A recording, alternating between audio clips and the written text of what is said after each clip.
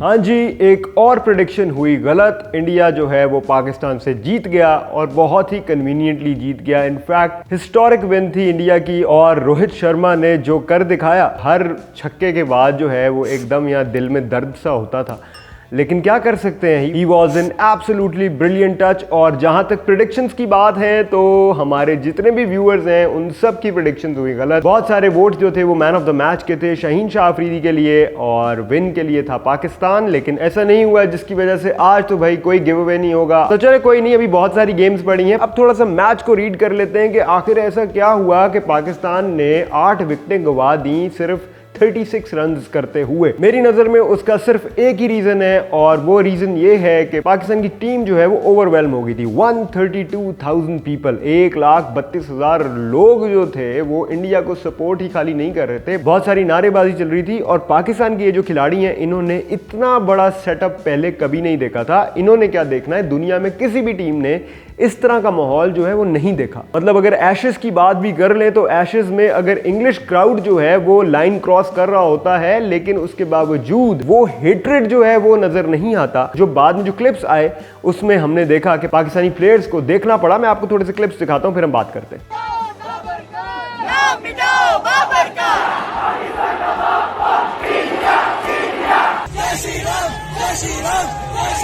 तो ये जी जय श्री राम के जो नारे हैं वो मोहम्मद रिजवान जा रहे थे तो उनको बहुत सारी आवाजें इस तरह की कसी गई। इसका मतलब ये होता है जी कि जो राम है उनकी जीत हो गई। और इसका बैकग्राउंड ये है कि पिछले मैच में मोहम्मद रिजवान ने जो सेंचुरी की थी, पोस्ट मैच के इंटरव्यू में जो बातें की थी वो शायद इंडियन फैंस को हजम नहीं हुई। हालांकि उन्होंने बड़ी नॉर्मल बात की थी, बीइंग अ मुस्लिम जो है वो ये बात कर सकते हैं कि भाई जी मैं जब खेलता हूं तो अल्लाह जो है मेरी मदद करता है। तो इस तरह की कुछ बैकग्राउंड थी और ये उनसे ऑब्वियसली हजम नहीं हुआ। प्लेयर्स आ रहे होते हैं या जा रहे होते हैं तो फैंस जो है वो ऐसे ही करते हैं। हमने पास में देखा आका टूट गया है, कोहली सारी, हाँ आका टूट गई है जरी। बाप कौन है, बाप कौन है, बाप कौन है, बाप बाप बाप कौन है।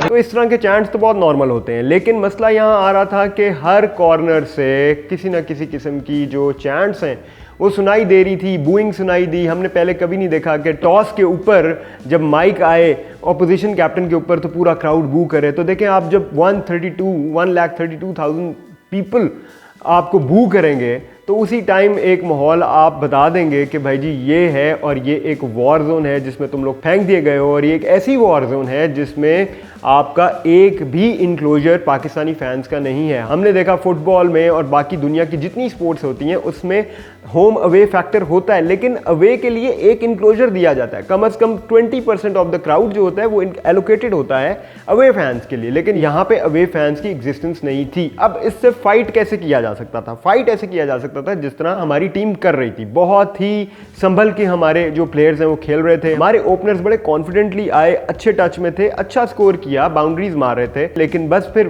देखें, जब एक बैट्समैन है तो उसने आउट होना है। हम ये कह देते हैं कि जी इमाम आउट क्यों हो गया, भाई उसने होना है आउट। उसने जब चांस लेना तो आउट वो हो सकता है ना, 50-50 है, या आपका मिडल हो जाएगा या आप आउट हो जाओगे। तो इसी तरह हमारी विकेट्स गिरी, लेकिन हमारी अच्छी पार्टनरशिप सेट हो गई थी बाबर और रिजवान की। बाबर और रिजवान जब तक क्रीज पे थे 155 for 2 थे, उस टाइम पे गेम जो है पाकिस्तान के हाथ में थी पूरी तरह। अच्छा टोटल हम लोग दे सकते थे इनको, लेकिन उसके बाद क्या हुआ? उसके बाद हमने एक बहुत मेजर फेलियर देखा हमारे मिडिल ऑर्डर का, और वो फेलियर का रिजल्ट सिर्फ ये है कि जो इंडियन क्राउड था, द मोमेंट आपका किंग बाबर आजम आउट हुए, द मोमेंट आपको वो जब एक रिलीफ मिला कि भाई जी अब तो ये लोग गए, बस इस पे उन्होंने कैश किया। इंडियन टीम ने भी इस पे प्रॉपरली एक्शन लिया। रोहित शर्मा की कैप्टनसी को भाई जी सलाम है, जिस तरह से उन्होंने अग्रेसिव अप्रोच लगाई, जिस तरह सिराज के उन्होंने 8 ओवर कंज्यूम करवा दिए क्योंकि अटैकिंग थे, नए प्लेयर्स आ रहे थे तो बुमराह लगा दिए और उन्होंने भी बैक टू बैक विकेट्स ली। तो मेरा ख्याल है कि पाकिस्तान को ब्लेम करने से ज़्यादा मेरा ख्याल है कि हम इंडियन कैप्टन की तारीफ करें इस सिचुएशन में। और दूसरा, जो माहौल वहाँ पे था वो ऑलरेडी बहुत फ्रेजाइल था पाकिस्तान टीम के लिए। पाकिस्तान टीम को उससे कोप करना एक बहुत बड़ा चैलेंज ऑलरेडी था, और वो चैलेंज वो काफी हद तक अच्छे से ले चुके थे। लेकिन बस फिर वो यही हुआ कि जब नए प्लेयर्स आए तो उनसे वो हैंडल ही नहीं हुई, वो मामला ही नहीं हैंडल हुए। हालांकि अगर आप देखें शादाब जिस बॉल पे बोल्ड हुए हैं वो खुद बाद में देख रहे होंगे कि यार बॉल तो सीधी आ रही थी, मेरे बैट ये बाहर निकाल के अंदर क्यों? तो इस तरह के डिसमिसल्स हमें जो है वो मिले, और हमारा जो मिडिल ऑर्डर है ना वो बड़ा रिसेंटली फ्लरिश होना शुरू हुआ। वो बड़ा रिसेंटली फाइनली हमने वो फिक्स कर दिया कि साउथ शकील जो है वो भी बैकबोन बन सकते हैं, इफ्तिखार जो है वो भी जो है वो गेम को थोड़ा सा लेके आगे चल सकते हैं। नवाज जो है वो वैसे ही हमने देखा थोड़ी सी इनकंसिस्टेंट है अपने स्कोर के साथ, कभी अच्छा कर लेते हैं कभी नहीं करते, तो अभी वो सेटल हो ही रहे थे, तो वो अभी उस सिचुएशन में तो थे भी नहीं कि इस तरह के प्रेशर को वो एकदम हैंडल कर लेंगे। जहां तक बात है शाहीन शाह अफरीदी की और हमारे बॉलिंग लाइनअप की, तो भाई बॉलिंग लाइनअप कुछ भी नहीं कर सकता। बॉलिंग लाइनअप के पास कुछ था ही नहीं। वो ये कर सकता था कि बॉल अपनी पेस पे करे, वो शाहीन ने किया। उसके बाद वो ये कर सकता था कि सही लाइन लेंथ फेंके, वो उन्होंने टू सम एक्सटेंट फेंकी। पहले से बहुत ज्यादा प्रोग्रेस थी उनकी बॉलिंग में, राइट टाइम पे पहली विकेट भी उन्होंने ले ली। तो कहने का मतलब है बॉलर्स जितना कर सकते थे इस मैच में वो उन्होंने किया। स्कोर ऑब्वियसली 330 320 के करीब हमारा होना चाहिए था इस पिच पे, तो भाई इसमें फिर क्या ही हो सकता था। अगर मिरेकल का हम वेट कर रहे थे तो उसके लिए कुछ फैक्टर्स होते हैं जो रोल प्ले करते हैं, वो फैक्टर्स नहीं थे। हमने देखा ग्राउंड में इंडियन फैंस जो है वो बिल्कुल भी मार्जिन नहीं दे रहे थे और देना भी नहीं था। देखें इसका बैकग्राउंड ये है कि आपने इंडिया और पाकिस्तान की हिस्ट्री अगर आप खोलें तो जितने भी मैचेस हुए हैं बायलैटरल भी अगर आप देख लें तो ये वाले मसले मसाइल आए हैं। आपको याद होगा कि सचिन तेंदुलकर जो थे वो ग्राउंड छोड़ के अपनी टीम के साथ चले गए थे क्योंकि पाकिस्तानी क्राउड ने उनके ऊपर पथराव किया था या पत्थर या कुछ चीजें फेंकी थी। अब देखिए बात ये होती है कि वो सब नहीं कर रहे होते, वो कुछ लोग होते हैं, वो कुछ इंडिविजुअल होते हैं जो ऐसी हरकतें कर रहे होते हैं कि अगर आप 100 का टोला है, 200 का टोला है, 500 का टोला है या 50 का टोला है, अगर वो कहीं कोने में किसी खड़े होकर गलत किस्म के स्लोगन कॉल आउट कर रहे हैं और अब्यूसिव लैंग्वेज जो है वो चैंट में इस्तेमाल कर रहे हैं, तो आप you can't do much, you have to absorb that no matter what. Pakistan team के लिए ये एक बहुत बड़ा एक्सपीरियंस था और ये पहला एक्सपीरियंस था, और मैं एक बात को रिपीट करूंगा, ये एक्सपीरियंस आज तक और किसी टीम ने फेस नहीं किया। तो 155 for 2 अगर पाकिस्तान कर गया इन कंडीशन के साथ, तो मेरा ख्याल है इस चीज पे पूरा क्रेडिट देना चाहिए हमें अपने प्लेयर्स को। और बाबर आजम पे भी कुछ तनकीद हुई, लेकिन मुझे समझ नहीं आ रही कि वो तनकीद क्यों। उन्होंने आपकी एंकर प्लेइंग की, उन्होंने वहां विकेट संभाल के रखी, उन्होंने तो आपको पूरी गेम बना। अब थोड़ा सा रिस्पॉन्सिबिलिटी तो आपको भी लेनी थी, बाकी प्लेयर्स को रिस्पॉन्सिबिलिटी लेनी थी। एंड आई एम 100% श्योर जो ड्रेसिंग रूम का माहौल होगा उसमें यही बात हो रही होगी कि हमने सही से रिस्पॉन्सिबिलिटी हम ले नहीं पाए, और उनके पास उनके रीजन होंगे जो मैंने आपको पहले बताया। और वैसे भी इंडो पाक गेम्स जो होती हैं वो बहुत बड़ी होती हैं, बहुत बड़े मैग्नीट्यूड पे हो रही होती हैं, और हमारी जो टीम है उसने उतना ज़्यादा एक्सपीरियंस भी नहीं किया हुआ। इससे पहले 2016 में जो है पाकिस्तान इंडिया में गई थी और उन्होंने मैचेस खेले थे और उन्होंने ये माहौल देखे थे, लेकिन उस टाइम पे पाकिस्तानी फैंस जो हैं वो ग्राउंड में पाए गए थे और कहीं ना कहीं बैलेंस था। क्योंकि देखें जब ऑपोजिशन टीम के फैंस आए होते हैं तो जो आपकी सिक्योरिटी है वो और ज़्यादा अलर्ट हुई होती है और जो मैनेजमेंट है वो बहुत ज़्यादा प्रोएक्टिव हुई होती है और वो मेक श्योर कर रहे होते हैं कि इस तरह के अब्यूसिव चैंट्स जो हैं और इस तरह की स्लोगनबाजी जो है वो ना हो, और वो मैनेजमेंट रोल प्ले कर रही होती है रोकने में। लेकिन जब यहाँ पता था कि भाई जी क्राउड में तो कोई मसला होगा ही नहीं, कहीं भी किसी कॉर्नर से भी आवाज़ें कस लो, जो मर्जी कर लो, तो मैनेजमेंट भी उनको रोकती हुई एज सच ना नजर आई, ना ही उनकी ये डायरेक्शन थी कि भाई हमने इनको रोकना है। तो वो एक अजीब सा माहौल बना हुआ था। और जहाँ तक इंडियन टीम की बात है तो इंडिया की टीम तो 2006 के बाद ही पाकिस्तान नहीं आई, तो उनको तो एक्सपीरियंस है ही नहीं ये वाला। अगर इंडिया इस तरह की सिचुएशन में आए जहाँ पे 100% फैंस पाकिस्तानी हो और 0% फैंस इंडियन हो, तो वो भी एक बहुत ही ज़्यादा चैलेंजिंग सिचुएशन बन सकती है फॉर इंडिया। मुझे लग ये रहा था कि अगर पाकिस्तान इस सारे के सारे माहौल को एब्जॉर्ब कर जाती, जो कि मैं फिर रिपीट कर रहा हूँ उन्होंने किया भी, तो फिर इंडियन टीम जो है उसने बहुत ज़्यादा परेशान हो जाना था। और शुरू में हमने देखा कि रोहित शर्मा की शक्ल पे कहीं ना कहीं हल्की फुल्की परेशानी आती भी थी जब सिराज को हर तरफ चौके पड़ रहे थे और बुमराह भी इफेक्टिव नज़र नहीं आ रहे थे। आपके कुलदीप यादव सबसे बड़ा वेपन जो है वो पाकिस्तानी टीम ने बड़ी देर तक उनको एब्जॉर्ब करके निकाल दिया था। तो कहीं ना कहीं मसले मसाइल चलना शुरू हो गए थे, ग्राउंड में भी एक साइलेंस का माहौल बन गया था आहिस्ता आहिस्ता।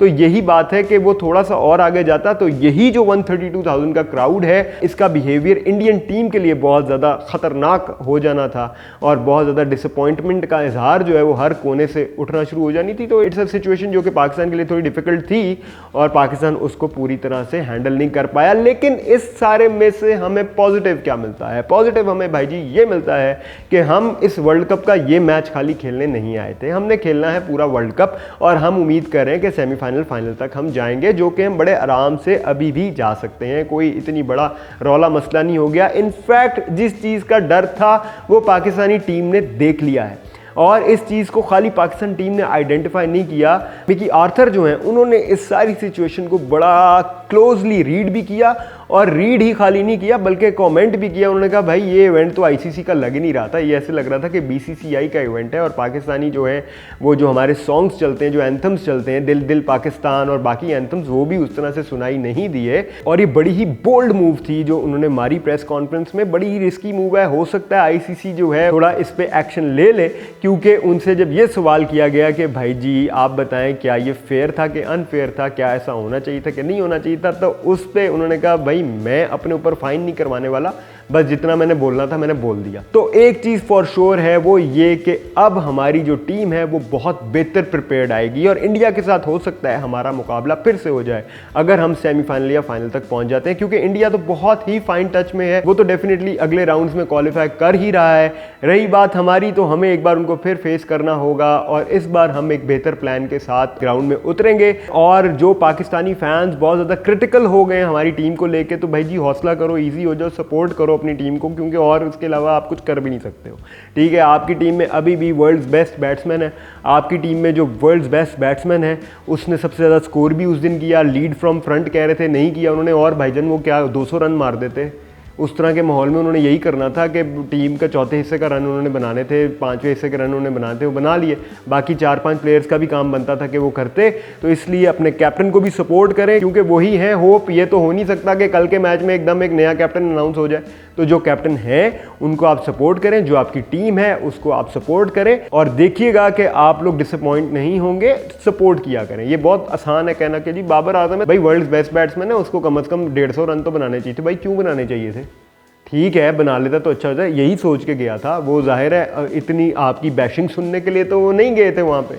ठीक है, तो इसलिए अपनी टीम को सपोर्ट करें और होपफुल रहें कि पाकिस्तानी वर्ल्ड कप जीतेगा। इस तरह का स्ट्रॉन्ग यूनिट आपके पास पिछले 2 बड़े वर्ल्ड कप्स में नहीं था, और आपसे मुझसे ज़्यादा पता है टीम को कि नवाज़ जो है वो बॉलिंग में क्लिक नहीं कर रहे, शादाब जो है वो बॉलिंग में क्लिक नहीं कर रहे। तो चेंजेस भी जो हैं वो एक्सपेक्टेड हैं नेक्स्ट मैच में।